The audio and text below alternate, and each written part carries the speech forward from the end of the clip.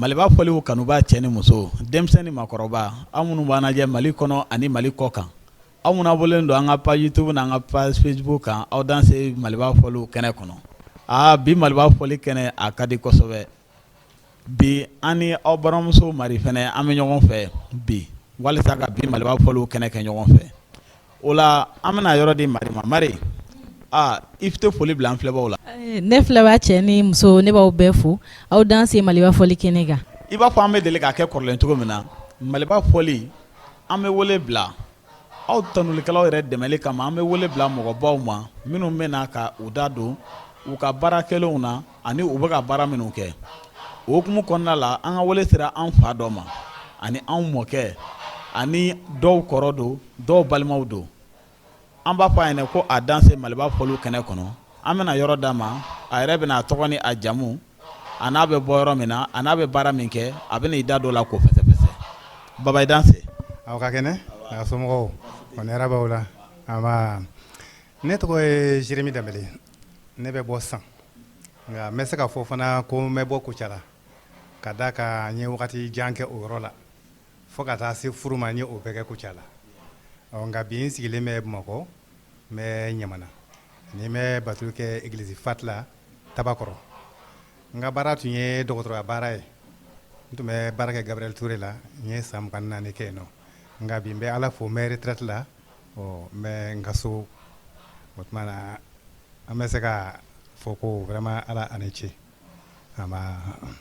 bɛ se ka fɔ ko Ala ni ce foli ye ale de ta ye wa an bɛ Ala deli fɛnɛ Ala k'an dɛmɛ an ka bi ta in kun cɛ a ka nɛɛma barika la i ko i da sera ma Baba Jérémie ko i ye koraliden kɔrɔ ye voilà donc yala korali yɛrɛ kɔrɔ ye jumɛn korali o kɔni o ye jɛkulu labɛn ye église kɔnɔ ka tanuli kɛ i n'a fɔ karamɔgɔw bɛ a fɔ an ye cogo min na tanuli ka di Ala ye ani an b'a dɔn ko tanuli fɔlɔ o bɛ Ala yɛrɛ kɛrɛfɛ ani nin san damadama in na églisiw y'a ye k'a fɔ ko tuma ka tanuli jɛkulu labɛn o ka o tuma tanuli ka église kɔnɔnaw ɲaga ko o bɛnnen bɛ donc n bɛ se ka min fɔ korali kɔni ye npogotigiw ni kamalenw bon sisan an bɛ dɔw bɛ u yɛrɛ bɔ a la k'olu kɔrɔla n'o tɛ korali c'est-à-dire bɛɛ bɛ se ka korali kɛ hali ye san 100 ye mɔgɔ tɛ kɔrɔ Ala tanu ma o la korali ye fɛn dɔ ye tanulu jɛkulu de don n bɛ se ka min fɔ dakuruɲɛ kelen na korali ye tanuli jɛkulu ye o diyara n ye ayiwa Mari komi e fɛnɛ b'an ka plateau sanfɛ ni ɲininkaliw b'i bolo quand même Baba na kun y'a ye dɛ ayiwa Baba Jérémie i ye korali walawala an ye o diyara n ye kosɛbɛ an bɛ fɛ k'a dɔn i n'a fɔ i ka kuma la i y'a fɔ ko Kucala kɛ i tun bɛ Kucala donc an bɛ fɛ k'a dɔn korali daminɛla Kucala cogo di a daminɛla san jumɛn ani jɔn tun ye koraliden fɔlɔw ye n'i bɛ se ka o yɔrɔnin walawala an ye o ɲininkali diyara n ye n bɛna dɔɔnin fɔ n'o tɛ a bɛɛ tɛ se ka fɔ yɔrɔnin kelen korali daminɛna Kucala 1978 ani mɔgɔ min ye a hakilina sɔrɔ o ye André Dionne hali bi ale sigilen bɛ Kucala ale ko ale bɔra Kɛnjiri ka taa sigi Kucala 76 o y'a sɔrɔ Musa Daw ani Paul Sogoba olu de tun ye bitiɲɛminɛnaw ye o waati y'a sɔrɔ jama man ca ten ale farala o kan bitiɲɛminɛ na comme ale tun bɛ sifinw ka baara kɛ Kɛnjiri yana ka na Kucala a y'i sen don o baara fana na Kucala ani a tun bɛ jago kɛ Bamakɔ ni Kucala cɛ o taakasege kɔnɔna na a y'a ye a kɔrɔkɛ Isaac Dionne o bɛ Bamakɔ kɔnɔ yan nɔ o tun ye korali francophone o tuma na ɲɛmɔgɔ dɔ ye ale o ye min kɛ a ko nin fɛn in ka ɲi dɛ ni ne taara Kucala n fana bɛ a lajɛ ni sera ka a ɲɔgɔn kɛ nka bamanankan na o la o y'a sɔrɔ Musa Daw tɔgɔ nin ale de tun ye cɛkɔrɔba ye dɔɔnin ne yɛrɛ den don a sigilen bɛ Kucala o y'a sɔrɔ Musa Daw bɛ catiribɔ de kɛ Kucala église la o catiribɔ senfɛ dɔnkili dɔw bɛ da a senkɔrɔ donc u ye Baba Kɔnɛ Ndɔrɔso Ase Jara Seni Danbɛlɛ olu tun ye dɔnkilidalaw ye o tuma na yɔrɔw ɲɛfɛ Ndɔrɔso ani Yɔrɔso fanfɛla ninnu na olu ka dɔnkiliw André ninnu y'a ɲini k'olu fara fara ɲɔgɔn kan k'a kɛ gafeni dɔ ye o la ni Musa Daw bɛ na catiri bɔ kɛ o bɛ o beti dɔw don a senkɔrɔ o tor'o fɛ dɔɔni fo ka n'a kɛ o tuma na jɛkulu ye catiri ko bɛ sen na nka dɔnkilida fana bɛ sen na ala tanu bɛ kɛ sen na o kɔnɔna na mɔgɔ minnu tun bɛ yen ni olu bɛ se ka jate i n'a fɔ mɔgɔ fɔlɔ ye a dɔ ye Yakuba Danbɛlɛ ale tun ye baara kɛ mission na ye ka fara Ntɔ Kulubali o ye ne bɛnkɛ ye ka fara Dɔtun Tangara o fana ye Ntɔ terikɛ ye ka na ne yɛrɛ fara o kan en 1979 o kɔ musow ta fan fɛ Anɛ Kulubali n'o tun ye Daniel Jalo muso ye Betel ani Cɛdo Bintu Danbɛlɛ ani Rachel Konate Anɛ wɛrɛ fana nana fara an kan Rachel Keta o ye Jacob Goita Mɔgɔkura église ɲɛmɔgɔ o y'o muso ye bi donc ni mɔgɔ dama ninnu de ye o tuma na jɛkulu in labɛn ka to ka dɔnkiliw dege ani ka o da nka mɔgɔ min nana o tuma na jɛkulu in yɛrɛ diya kosɛbɛ o kɛra Ntɔ Kulubali ye a kɛra i n'a fɔ ale ni lifɛn kɛra beti da ye n'i ye beti da ale kɔrɔ siɲɛ kelen i tɛ segin a kan bilen ale bɛ a da kunfɛ ten ale k'a sɔrɔ a ma kalan donc ale ye o tuma na yɔrɔ in diya kosɛbɛ ni fɔli ta fan fɛ Baranabasi Siribe ale de tun ye bɛɛ dɔgɔnin ye a daminɛ na o waati fɔlifɛnw man ca katikare de tun bɛ yen o katikare ni i tora yɔrɔ jan ka Baranabasi ka fɔlikan mɛn i bɛ sɔn k'a fɔ ko dunun 2 wala 3 de bɛ ka fɔ a tun bɛ kan sifan bɛɛ bɔ a la Kariya Solo tun bɛ o fɔ Andre yɛrɛ tun bɛ file fiyɛ bon ne kɔni tun bɛ fara dɔnkilidalaw kan ani ni an bɛ taa ɲɛnajɛkɛyɔrɔw la bon dɔnkɛ tun ka di ne ye kosɛbɛ hali k'a sɔrɔ n bɛ dɔnkili da kosɛbɛ mais dɔnkɛ tun ka di ne ye o la korali in kɔni daminɛna o cogo la n'o tɛ dɔnkilijakuluw tun bɛ fan wɛrɛw fɛ Mali kɔnɔ dɛ o tun bɛ Ntɔrɔso Yɔrɔso Bɔbɔla ani yɔrɔ caman wɛrɛw la mais ka a yɛlɛmɛ ka kɛ jɛkulu ye ka fɔ o tuma na an bɛ a tɔgɔ k'a kɛ korali yɛrɛ tanu jɛkulu église yɛrɛ kɔnɔ o daminɛna o tuma église protestante la Kucala donc n'i y'a faamuya a kɛra année jumɛn na 1978 o tɛ bila ko yɛrɛ 1978 o y'a sɔrɔ an dɔw a bɛ ɲɛnabɔ d'accord sisan ne bɛna ɲininkali min fara o kan i ka présentation na i da sera Bamakɔ ma o b'a jira k'a fɔ ko i bɔra Kucala i sera Bamakɔ voilà donc i selen Bamakɔ i sen don kurali baara la cogo bon selen Bamakɔ école de la man tun bɛ batuli kɛ Bamakɔkura ma don kurali la nka n ye catiri organisé parce que catiri fana ka di n ye catiri bɔgɔ kelen kɛ Bamakɔkura o kɔfɛ n taara Kayi n seginna ka na 91 Bamakɔ n ka batulikɛyɔrɔ kɛra Amudalayi ye Amudalayi n tun bɛ beti ɲɛminɛ kɛ ani n tun bɛ catiri bɔ fana kɛ yen nɔ k'an to o la Bakari tun ye korali ɲɛmɔgɔ ye Bakari Tangara bon ale nana ye bon ne bɛ beti dada cogo min na surtout beti kɔrɔw beti kitabu bon o diyara a ye a ko ne ka to ka gɛrɛ o la répétition na ka u dege beti kitabu la ni ne activité kɛ o tuma korali la Bamakɔ bon n bɛ se ka fɔ ko o kɛra o ye ayiwa Baba Jeremi an bɛ fɛ ka ɲininkali wɛrɛ k'i la sisan koraliw la a bɛ i n'a fɔ an ka sisan koraliw tagabolo ni fɔlɔ taw tɛ kelen an kɔni an ka sisan koraliw la an bɛ don cogo minnu na n'an ye sɛgɛsɛgɛliw kɛ fɔlɔ korali tagabolo tun tɛ ten ayiwa an bɛ fɛ k'a dɔn fɔlɔ korali la yala jɔn bɛ se ka don korali la ani i bɛ don korali la ni kan jumɛn ye ani n'i ye kojugu kɛ mun ɲangini de bɛ da i kan ne ye wagati min fɔ ne ye ɲininkali kɛ n baarakɛɲɔgɔnw fɛ walisa ka se ka jaabi ɲuman di aw ma fana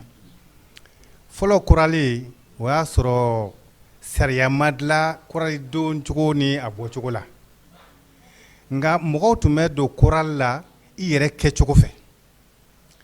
karisa ala ko ka di a ye ala baara ka di a ye adamaden kanuya bɛ a la ani tiɲɛ yɛrɛ la beti tanuli ka di a ye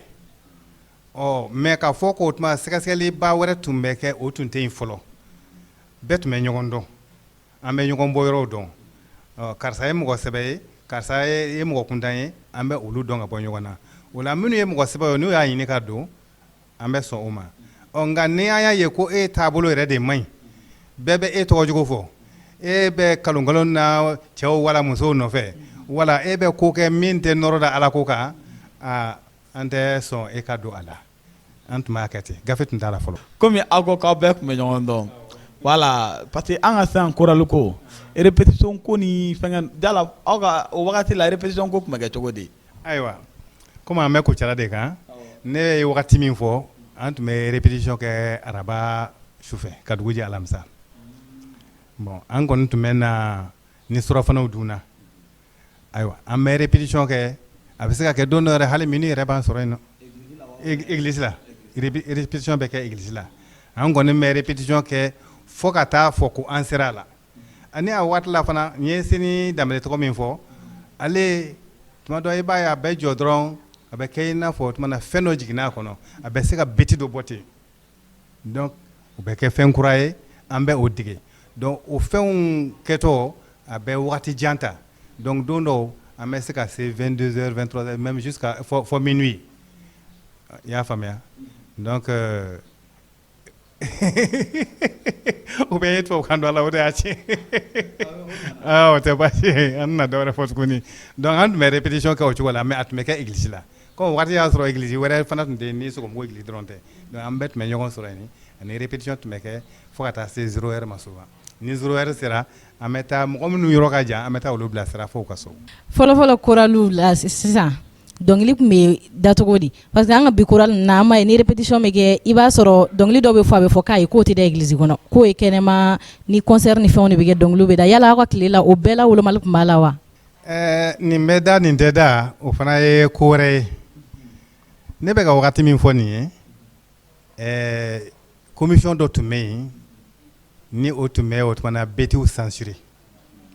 n'i ye beti bɔ beti bɛ tɛmɛ o commission de fɛ fɔlɔ ni olu jɛna ni a dali ye a bɛ yamaruya ka da église kɔnɔ nka ni olu y'a ye k'a fɔ k'o tuma na a ma taa o jimi sira fɛ wala a tɛ nɔrɔ da ala tɔgɔ kan o beti o bɛ se mɔ a la o tɛ da donc beti lankolon tun tɛ da an fɛ fɛn o fɛn tun bɛ da o bɛɛ ye o tuma beti minnu ɲɛna tuma na commission mɔgɔw ani an tun bɛ fɛ i k'an bilasira kuma dɔw faranfasili la yala beti kitabu tanuli beti ani betiba nin bɛɛ ye kelen wa ou bien danfara b'u cɛ ɲininkali a diyara n ye bon ne bɛ se ka fɔ ne ka baaraba tɛ a ye sa nka i n'a fɔ beti ka di ne ye beti yɛrɛ ni nilifɛn bɛ ne la ne bɛ se ka fɔ o ye beti dali ye o ka di ne ye kosɛbɛ kosɛbɛ beti kitabu n bɛ se ka fɔ ko o ye beti fɔlɔ ye min ni kitabu ni chrétien yɛrɛ nana ɲɔgɔn fɛ jamana kɔnɔ bon ne bɛ miiri ko a tɔgɔ yɛrɛ bɛ o fɔ beti kitabu min bɔra kitabu yɛrɛ kɔnɔ ani a ka ca la n'i b'a fɛ k'a faamuya ka tɛmɛ o kan betiw de don minnu yɛlɛmana ka bɔ angilɛkan na ka kɛ bamanankan ye o ye beti kitabu ye o beti kitabu kɔnɔ a bɛɛ lajɛlen bɛ beti 166 de ma o ye beti kitabu ye a tɔ o ye école de dimanche betiw ye a tubabukalama ani a bamanankalama nka beti kitabu yɛrɛ ye 166 ye n'o bɛ se k'a fɔ ko chrétien nana ni o ye maintenant min ye betiba ye betiba beti kitabu bɛ a kɔnɔ bon ne t'a dɔn o ye a yɛlɛmɛ cogo min na ani wagati min na nka betiba u ye beti tanuli beti dɔw tun bɛ bɔ i n'a fɔ n ye minnu tɔgɔ fɔ sisan seni daminɛ pasteur André Kulubali ani o ɲɔgɔnna camanw olu ye beti minnu bɔ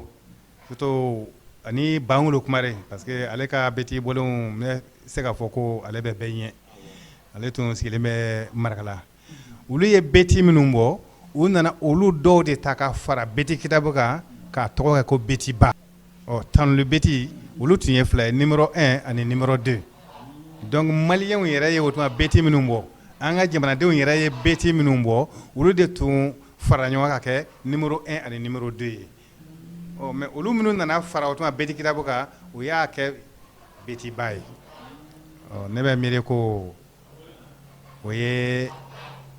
beti kitabu beti ba ani tɔnli beti danfara ye. Maro caman ye faamuyali sɔrɔ o jaabili in na barisa an caman kun b'a ɲagami an b'a fɔ betiba beti kitabu an kɔni an b'a fɔ ten tɔ nka an t'a dɔn danfara minnu ni ɲɔgɔn cɛ maro caman ye faamuyali sɔrɔ o danfara ninnu na ayiwa an bɛ taa n'an ka ɲininkaliw ye Baba Jeremi an bɛ fɛ k'a dɔn yala i ye dɔnkili dɔ bɔ wa walima ni a se kun dir'i ma bi ka dɔnkili bɔ i kun b'a bɔ wa. Bon ne ma dɔnkili bɔ k'an to seconde la a tun nana jigin kɔnɔ ko n bɛ dɔnkili dɔ bɔ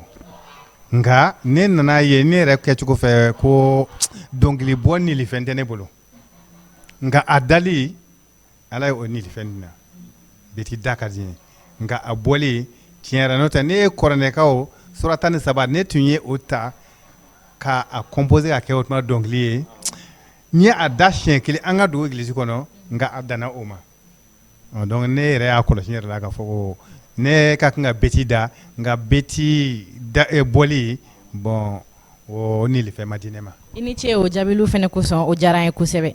halisa an bɛ taa n'an ka ɲininkaliw ye an b'a dɔn ko fɛn fɛn bɛ yen nɔ gɛlɛya dɔ b'a bɛɛ kɔnɔ o de la an bɛ fɛ k'a dɔn aw ka wagati la Kucala yen nɔ gɛlɛya mun ye chorale sɔrɔ o wagati la. Bon an ka wagati la ne bɛ se ka fɔ ko ne tɛ gɛlɛya kalama an ka chorale la Kucala a wagati la an bɛɛ tun ye mɔgɔ kelen ye hakili kelen ani miirili kelen tellement que an tun bɛnna n bɛ se ka fɔ furu bɔra a kɔnɔ Solo ale bɛ Jaramana bi ale ye Rachel Konate furu n ye Jacob Goyita min fɔ o fana o ye Anne Keita furu donc bon ne bɛ se ka fɔ bon ni bɛn tɛ i y'a dɔn o fɛnw bɛ tɛna bɔ a kɔnɔ donc k'a fɔ gɛlɛya kɛra fo ni o kɛra ne bɔlen kɔfɛ ye n'o tɛ ne ma gɛlɛya y'a la k'a fɔ ko an bɛ censure ta bon e b'a dɔn denmisɛnw bɛ lajɛ yɔrɔ o yɔrɔ a kɛra kanw ye a kɛra choralew la bon ko caman bɛ a senkɔrɔ nka an tun bɛ janto ɲɔgɔn na o y'a to tiɲɛ yɛrɛ la ne hakili tɛ gɛlɛya la ko min ye an sɔrɔ Kucala. Donc i da sera censure ko in ma siɲɛ caman an ka sisan dɔnkiliw caman bɛ yen n'i y'u lajɛ bi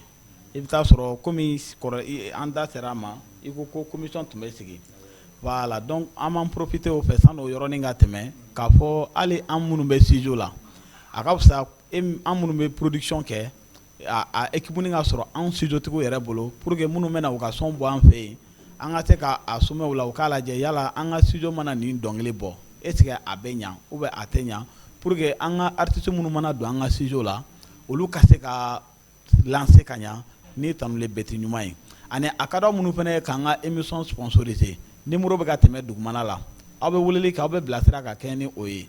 n y'a fɔ an ɲɛna ka ban n'aw mago bɛ ka an ka dɔnkilidalaw ka dɔnkiliw télécharger a bɛ sɔrɔ www.malibafoliw.com an bɛ téléchargement an bɛ son bila téléchargement na a ye abonné YouTube ni Facebook kan n'i ma se ka min télécharger o b'a jira k'a fɔ ko o son bɛ ka feere i bɛ o san Orange Money fɛ voilà donc an bɛ segin hali bi Bamakɔ ta don. Bon Bamakɔ ta gɛlɛya b'a la parce que n ye san 5 kɛ Amdala église la bon ne ye gɛlɛya min ye comme n y'a fɔ waati dɔ la kamalenw ni npogotigiw bɛ ɲɔgɔn sɔrɔ yɔrɔ o yɔrɔ ni ma janto i yɛrɛ la vraiment gɛlɛya bɛ a la o la comment on appelle Bakari Sangara comme n y'a fɔ o tun ye ɲɛmɔgɔ ye nka min tun ye ɲɛmɔgɔ actif ye o ye Musa Jara ye u tun bɛ o janto o la c'est vrai nka o bɛ n'a ta bon Bamakɔ ka bon mɔgɔw yɛrɛkɛlen don gɛlɛya fɔlɔ min ni o tun bɛ sɔrɔ o ye kuraliden bɛɛ tun ye i n'a fɔ a b'a fɔ cogo min na baarakɛdenw ka bɔ san mara la bon a caman tun ye sankaw ye donc ni i tɛ baara la danaba bolo fɔ danabalo bon gɛlɛya dɔɔnin bɛ a la wagati dɔw la ka se ka wagati sɔrɔ ka na église yɛrɛ kɔnɔ o ye gɛlɛya dɔ ye kuma tɛ ka bɔ sufɛ k'i bɛ na répétition kɛ o tun ye gɛlɛya dɔ ye ani ne yɛrɛ nana gɛlɛya wɛrɛ min kɔlɔsi a la bon u bɛ baara la yɔrɔ min na i b'a sɔrɔ o kɛrɛfɛ kamalenw bɛ taa nɔrɔ u la cogo dɔ la ka na bɔ o nɔrɔla yɛrɛ la fo u bɛ na u nɔfɛ fo église kɔnɔ bon o tun bɛ mɔgɔ degun kosɛbɛ n y'a ye wagati dɔ la fo kɔnɔw bɔra a la bon olu kɔni olu senbɔra kuraliko la a wagati la nka ne bɔlen kɔ ne t'a dɔn a kɛra cogo min na nka ne y'a dɔn gɛlɛya dɔɔnin tun bɛ yen. An ka taa ɲɛ n'an ka ɲininkaliw ye an bɛ fɛ k'a dɔn sisan Baba Jeremi i bɛ mun baara de kɛ. ne bɛ yɔrɔ min na komi n y'a fɔ aw ye ne bɛ sɛgɛnlafiɲɛbɔ la nka n bɛ sɛnɛ fitinin kɛ maloforonin bɛ n bolo n bɛ n ka wagati caman kɛ o la ani n tun bɛ baara min kɛ k'an to Gabriel Ture la n tun bɛ kolotugu kɛ ani n ka baara spécialité yɛrɛ ça c'est la kinésithérapie n tɛ o tɔgɔ dɔn bamanankan na a bɛ i n'a fɔ mɔgɔ minnu senw fagara wala i fankelen fagara bon n bɛ olu dɛmɛ kosɛbɛ kosɛbɛ walisa u ka se ka mago ɲɛ u yɛrɛ ye hali sisan n bɛ o baara dɔw kɛ n bɛ fitinin dɔw kɛ n ka so ni minnu man gɛlɛn mɛ ni minnu ka gɛlɛn n bɛ taa o kɛ fɔ u tigi ka so bon kari minnu mana juguya yɛrɛ ni n tɛ se ka o kɛ o tuma na n yɛrɛ fɛ yen nɔ n bɛ taa n'u ye Gabriel Ture la n ka baarakɛyɔrɔ kɔrɔ la an bɛ taa olu baara yen nɔ. O la ni mɔgɔ min mago bɛ i la o tigi bɛna i sɔrɔ cogo di. n sɔrɔli kɔni man gɛlɛn ten n y'a fɔ cogo min na n bɛ ɲamana n ka so bɛ garabali kɔfɛ pɔsi kɔrɔ la ani ni i ma se ka so ye joona i bɛ se ka n wele fana n ka numéro orange n bɛ ale de utiliser ka caya o ye 76 11 38 43. an bɛ fɛ k'a dɔn Baba yala projet dɔw b'i bolo dɔnkilida bɔli kadiri kɔnɔ wa yala i bɛ fɛ ka dɔnkili dɔw bɔ don nataw la ou bien i bɛ fɛ ka jeune dɔw dɛmɛ u ka se ka dɔnkili bɔ. an tun b'a fɛ ka a kɛ i b'a kalama Betiba groupe min filɛ nin ye sisan Mali kɔnɔ anw de fɔlɔ tun bɛ na nin ko labɛn ne Baga Tangara Paul Jara Madu Danbɛlɛ an ka gɛrɛn danaba caman bɛ anw ka gɛrɛn dɔn depuis 82 an bɛ gɛrɛn kelen na nka komi an yɛrɛ kɛra an yɔrɔ janna ɲɔgɔn na sa an bɛ ɲɔgɔn ye tile 15 an bɛ taa bɛlɛto bɔ Paul Jara fɛ yen nɔ anw de tun b'a fɛ ka a sigi komi ninnu nana kɔn k'a kɛ an tɛ ɲɔgɔn kalama donc an ko bon ni an dɔgɔninw ye o tuma na a kɛ ka ban bon a ka ɲi ten an bɛ se k'o dɛmɛ cogo min na an bɛ o dɛmɛ ne tun bɛ min fɛ an ka beti kitabu dege k'o sidɔn fɔlɔ k'o ban pewu n'an tilal'o la an bɛ se tanuli betiw ma n'i sera o fila la dɔrɔn i sera betiba la n'o tɛ n tun delila k'a fɔ hali cɛ in tɔgɔ bɛ di Goyita ye Nuhun Goyita ale tun ko ni an b'a fɛ ka betiw dɔn kosɛbɛ kosɛbɛ comme ne bɛ beti caman dɔn ne tɛ a bɛɛ dɔn nka mɛ caman dɔn ani beti kɔrɔ ka di ne ye an tun b'a fɛ ka mɔgɔw fara ɲɔgɔn kan beti ɲɛminɛ dama dama kɔraliden dama dama o tuma ka to ka olu former ni kɔralidenw ye beti kɔrɔ dɔn ni beti ɲɛminɛw ye beti kɔrɔ dɔn o kɔrɔ Egilisi bɛɛ ye beti dɔn an tun b'a fɛ k'a kɛ o kɛcogo la nka sisan projet min bɛ n kɔnɔ o ye ne yɛrɛ ani Enoch Tesuge o ye n ka beti daɲɔgɔn ye kabini san sewansigi la gitari b'ale bolo ale tun ko a b'a fɛ an ka fara ɲɔgɔn ka beti dɔw bɔ. an bɛna taa ɲɛ n'an ka ɲininkaliw ye bi in na danaba dɔnkiliw cayara an kamalen ni npogotigiw yɛrɛ an ka sira fɛ an bɛ a da i n'a fɔ diɲɛ mɔgɔw b'a da cogo min na kuma dɔw la an b'a da i ko rapu ayiwa a suguw cayara donc an bɛ fɛ k'a dɔn e yɛrɛ hakilinata ye mun de o la ani e bɛ ladilikan jumɛn di an sisan kamalen ni npogotigiw ma o ko la. ayiwa o ɲininkali o ɲɛna i b'a dɔn beti bɛɛ man di ne ye beti dɔw bɛ ne yɛrɛ t'a fɛ ka o mɛn ka d'a kan ne fɛ a tɛ nɔrɔ da Ala tɔgɔ kan ani a bɛ dankari danaya yɛrɛ la o ye ne ka miiri ye dɛ danaba dɔw de y'a bɔ ni n sera min ma o n'a hakɛ to n'o tɛ misali yɛrɛ la ne ye karamɔgɔ 3 ɲɔgɔn ɲininka beti dɔ kɔrɔ la bon bɛɛ y'i ta fɔ mais ne ma nimisi wasa sɔrɔ a la ayiwa dɔw ko ne ma ko bamanankan bɛ ni a fɔ cogo don ani mɔgɔw bɛ a don hukumu min kɔnɔ o tɛ kelen ye dɔw yɛrɛ ko min ye a bɔ a y'a bɔ k'a to cogo min na mɔgɔ tɛ a dɔn ayiwa ni o jaabiw ni ne olu jate minɛ bon a kɛra i n'a fɔ o tigiw wala o ma sɔn ka jaabi ɲuman di ou bien o sigasigara mais a ma ne kun minɛ hali sini a ma ne kun minɛ bon o n'a ɲɔgɔnna caman bɛ yen o de y'a to censure ka di ne ye wa o de y'a to fana beti kitabu de ka di ne ye parce que a mana kɛ cogo o cogo o kɔnɔ o jɛlen don ani an dara la k'a fɔ ko o samana ka bɔ kitabu kɔnɔ parce que beti dilanlaw ani beti bɔlaw ne bɛ o jate sigiyɔrɔma 3 ye jɛkulu fɔlɔ o ye beti yɛrɛ bɔli nilifɛn bɛ minnu bolo ni ala ye beti bɔ nilifɛn di i ma i bɛ fɛn o fɛn bɔ o bɛɛ bɛ ɲɛ namara tɛ o la wa fiɲɛ tɛ o la ka tuguni i ka nilifɛn don wa ala de bɛ o tuma a jigi kɔnɔ i bɛ a bɔ sigiyɔrɔma 2nan o ye minnu a nilifɛn tɛ o bolo mɛ a kɛli ka di o ye olu fana bɛ u jija ka beti bɔ min bɛ nɔrɔ da ala tɔgɔ kan a sigiyɔrɔma 3nan sa olu de bɛ ko ko n'i kɛra dɔnkilidala k'i fana bɛ dɔ sɔrɔ ni dɔnkilida ni ala tan ko nana bila o tuma na a wari ɲini ko la tuma dɔ a ka ɲi i b'a sɔrɔ jo dɔ bɛ o bolo mais ne Jeremi ne tɛna dɔnkili da wari kama ala dɔnkili ala tanu dɔnkili ala bato dɔnkili ne tɛna o da o tuma na wari kama mɔgɔ ye abada o diyara n ye parce que sisan yɛrɛ kɔni yan an ka plateau sanfɛla bɛna diya de parce que ɲininkali caman bɛ ne kɔnɔ sisan ok i komi n balimamuso Marida tura la cogo min na a ko yala n'i ye dɔnkili dɔ bɔ ou n'a possibilité dir'i ma ka dɔnkili bɔ maintenant ne ka ɲininkali bɛna taa o sanfɛ dɔɔni yala ni opportunité c'est sababu dira aw ma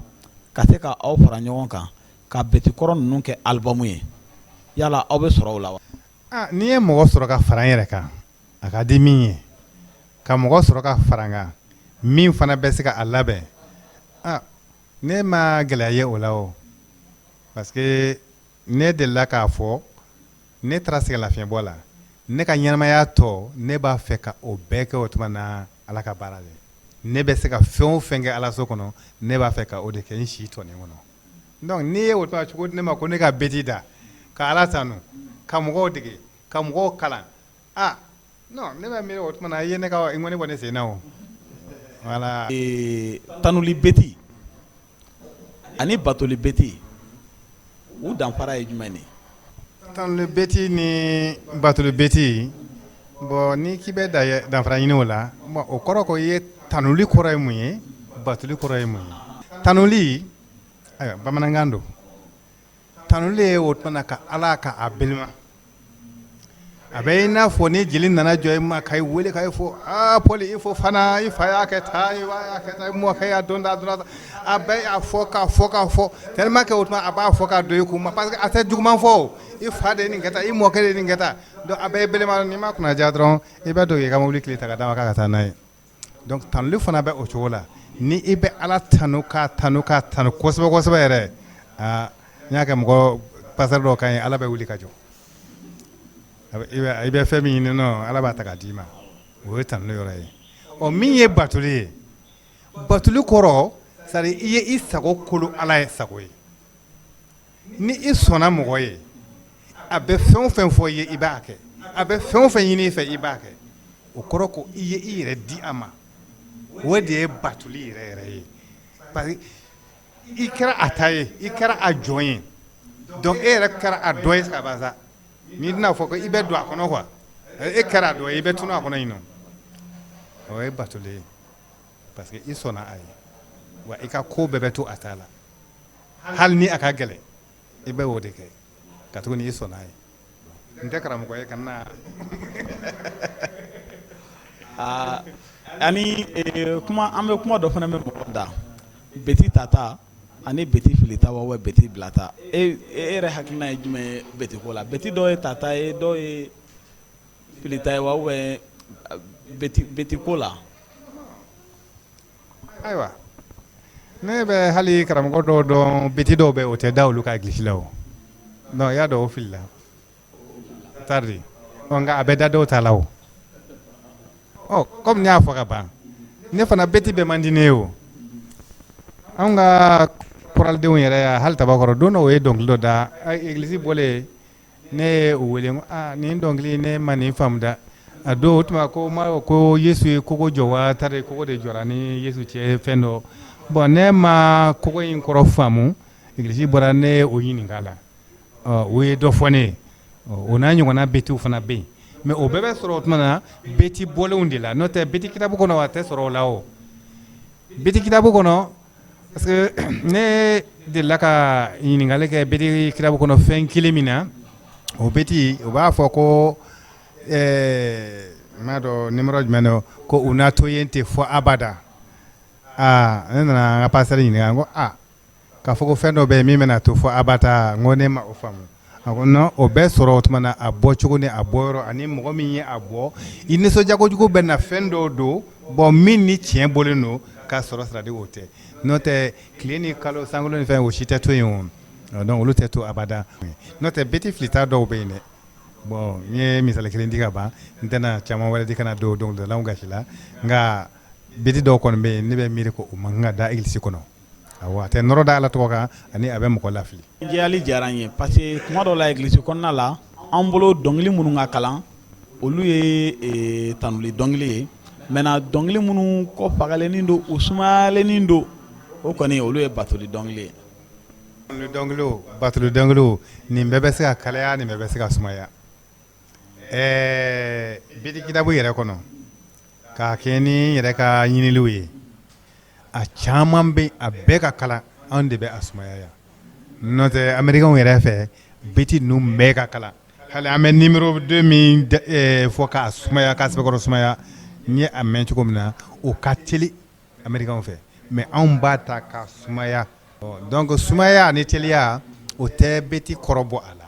parce que i ka ɲininkali bɛ hakili jigin mun na c'est à dire beti a kɔnɔko ani a kɔkana parce que sisan i m'a ye jeunes bɛ ko sɔn dɔnkili yɛrɛ bɛ ɲini ka tunu sa beti bɛ ɲini ka tunu ko sɔn donc olu bɛɛ dɔnkili kɔkana de lajɛ a musique a dɔn ka di a donna ta a bɔra ta mais c'est à dire a bɛ kuma min yɛrɛ fɔ c'est à dire que u tɛ ba don o la k'a sɔrɔ hali bamananw fɛ u b'a fɔ ko dɔnkili man di a kɔrɔ de ka di bon ne yɛrɛ o de y'a to n bɛ segin a kan tuma bɛɛ beti kitabu ka di ne ka da o kan ni ne bɛ beti da ne kelen don ne bɛ église kɔnɔ ne bɛ yɔrɔ c'est à dire ne bɛ beti da la wagati na a kɔrɔ de bɛ ne kɔnɔ ani a bɛ ka min fɔ n b'a fɛ k'o kɛ hali ni o fanga tɛ na a ka di n ye ala ka n dɛmɛ k'a kɛ o cogo la. a bɛ i n'a fɔ émission bɛ ka se a kuncɛyɔrɔ la dɛ an bɛna taa n'an ka ɲininkali laban ye o ye i n'a fɔ i da sera a ma cogo min na i ye kuma caman fɔ dɔnkili dacogo bidenw yɛrɛ an ka dɔnkili bɔcogo an ka dɔnkili dacogo a n'an yɛrɛ kɛcogo sisan an bɛ fɛ k'a dɔn ladilikan jumɛn bɛ yɛrɛ bolo ka ɲɛsin anw ma ka kɛ église kɔnɔna baaraw ye ani ka kɛ ni korali ye. ayiwa an bɛ se ka ladilikan min di o de ye aw minnu kɛra jɛkulu ye k'a fɔ aw bɛ tanuli kɛ église kɔnɔ a ka fisa aw yɛrɛw ka bɛn aw ni ɲɔgɔn cɛ fɔlɔ aw ka ko to ɲɔgɔn ta la aw mana minnu suganti ka kɛ ɲɛmɔgɔw ye aw ka olu lamɛn ɲɛmɔgɔ fana bɛ se ka fili o ni a filila fana aw bɛ a lakile ni kanuya ye nka n'i ye a kɛ dimi ye wala k'a kɛ mankan ye o bɛ na ni tiɲɛni ye n'o tɛ ne y'a fɔra ko danaya so kɔnɔ ka ban ne fɛ gɛlɛya tɛ yen o e ye danaba ye ne ye danaba ye e bɛ kitabu min kalan ne b'o kelen de kalan bon ne ma dɔn c'est à dire an bɛ taa fɔ ɲɔgɔn kɔ cogo min na bari n'i y'a ye ne ni e fɔra ɲɔgɔn kɔ o kɔrɔ ko tuma dɔ ni sanu b'e la sitanɛ bɛ ne la wala sitanɛ bɛ na ni sanu b'e la n'o tɛ ni sanu tɛ se ka kɛ e ni ne fila kɔnɔ an ka tila ka siɲɛ ta o man kan ka kɛ donc ne fɛ gɛlɛya man kan ka ye a la nka ni gɛlɛya nana komi adamadenya don bon aw bɛ ɲɔgɔn ladi ni kanuya ye ka tuguni aw bɛɛ de nana ala batuli kama i n'a fɔ an ka pasteur de la k'a fɔ an ye cogo min na a kɛra o tuma église kɔnɔ ye o a kɛra répétition ye o i b'a bila i kunna k'a fɔ i bɛ ala de ɲɛ kɔrɔ n'i dun bɛ ala ɲɛ kɔrɔ e bɛ ala dɔn n'i bɛ ala sɛbɛkɔrɔ dɔn i ka kan ka kɛ cogo min na i ka kan k'o fana dɔn nka e bɛ ala dɔn e bɛna sigi k'a kɛ o tuma na ko prépara ani dɔnkili a daminɛ n y'a fɔ ko musa daw tun bɛ catiri bɔ kɛ donc korali la i b'a dɔn ale ka baara tun ye min ye catiri bɔlen ka na kɛ korali ye ale ka baara tun ye mun ye koralidenw bɛ jɔ cogo min na u bɛ bolo fifa cogo min na senw bɛ taa cogo min na u bɛ segin cogo min na donc ale tun bɛ o tuma na André dɛmɛ ka koralidenw dɛmɛ o mouvement na comme u b'a fɔ cogo min na mouvement d'ensemble donc mɔgɔ tun bɛ yen o tuma na ka o dege o la hali ne y'a ye fana Bamakɔkura Isaac tun bɛ ɲɛminɛli kɛ waati min na i b'a sɔrɔ a bɛ bolo fifa o tuma na ka dongili a bɛ yɛlɛ sanfɛ a bɛ jigin wala sara ba yɔrɔ c'est-à-dire que ni mɔgɔ bɛ yen aw bɛ min kan minɛ min bɛ aw ɲɛfɛ o tuma na ka a kow labɛn ni aw y'aw ɲɛ jɔ o la ka ala ɲɛ sira bila aw kunkolo la gɛlɛya tɛ bɔ a la o donc n bɛ se ka min fɔ denmisɛnw de ka o tuma na ala ɲini ka ala sɛbɛkɔrɔ dɔn n'i ye ala dɔn i bɛ siran ala ɲɛ n'i siranna ala ɲɛ a b'a fɛ i ka min kɛ i bɛ o kɛ tardi nka n'i tɛ fɛn min dɔn i tɛ se ka o tuma na kolo tigi ye dɛ ala ye siran fɛn ye donc an ka siran a ɲɛ n'an siranna ɲɛ an bɛ se ka a sago kɛ wa a sago o ye ɲɔgɔn bonya ye église kɔnɔ ni an tɛ ɲɔgɔn bonya an tɛ se ka ala bato n bɛ se ka min fɔ o y'o ye. Mari an bɛ Mari fo ale min c'est ça donc ne ni ale de tun bɛ ka an fakɛ ɲininka Maliba fɔliw sera kuncɛyɔrɔ la nka beti kɔrɔ dɔw bɛ yen a ka d'an ye i ka hakili jigin minnu dacogo la ayiwa an bɛna yɔrɔ di an fakɛ ma ale bɛna hakili jigin beti kɔrɔ dɔ dacogo la. Beti kitabu 445 445 yeso ye ka di ne ye ne bɛ nɔrɔ i la tuma bɛɛ don o don i bɛ ne fɛ ne tɛ foyi fɛ ni i yɛrɛ tɛ don o don tuma bɛɛ ne mati k'i bɛ ne fɛ dɔ b'a ta ne ye sisan ka ne mara bi ni abada. Non a ɲɛna ni diyara n ye wa n'o de fɔ an minnu ye sisan denmisɛnninw ye bamananw ko ten maakɔrɔw sigilen bɛ min ye anw jɔlen tɛ a ye n'u ye min fɔ an ɲɛna an ka kɛ kaminɛbaw ye an ka ɲɔgɔn kanu ka ko to ɲɔgɔn ta la ka ɲɔgɔn bonya. N bɛna yɔrɔ d'i ma e bɛna foli ni foli b'i fɛ k'a lase mɔgɔ minnu ma sisan y'o foliw laseli ye. Ayiwa n bɛ foli lase lajɛbaw ni lamɛnbaw bɛɛ fɛ ko hali bi ko ala ka u dɛmɛ ka u barikaw kuraya. N bɛ Podi fo n bɛ n denmuso Mari fo ani n ka foli bɛ Andre Jone Fokucala n'ale kumana kosɛbɛ kosɛbɛ nin ko in na a yɛrɛ ko ma ko ko nin ko ka ca n tɛna se ka a bɛɛ fɔ yɔrɔnin kelen donc n ka foli bɛ a ye kunnafoni minnu di yan n bɛ dɔ tun tangara fo ale fana ye n dɛmɛ o tuma na ka nin ɲini n ka foli bɛ se Musa Daw fana ma ani danabaaw fɛn o fɛn tulo mana don nin na n ka foli bɛ u bɛɛ ye ko ala ka duba an bɛɛ ye ala ka o tuma na an ka danayaw sinsin an bɛ min ɲini ala ka o nɔgɔya an ye an tɛ min fɛ ala ka o mabɔ a la ala ka église saniya ka kuraya Mali kɔnɔ ala ka fanga di an ma minnu bɛ an kunna n'o ye pasteur ni karamɔgɔw ye ala ka u dɛmɛ u n'u ka denbaya ka fanga di u ma u bɛ min kɛ o ka bɔ ala la ani ala ka kɛ u ɲɛminɛbaa ye Yesu tɔgɔ la. O de bɛna dan sigi an ka bi Maliba fɔliw kɛnɛ la an bɛ kan bɛɛ da ɲɔgɔn ye aw kan bɛɛ a ɲɔgɔnna wɛrɛ.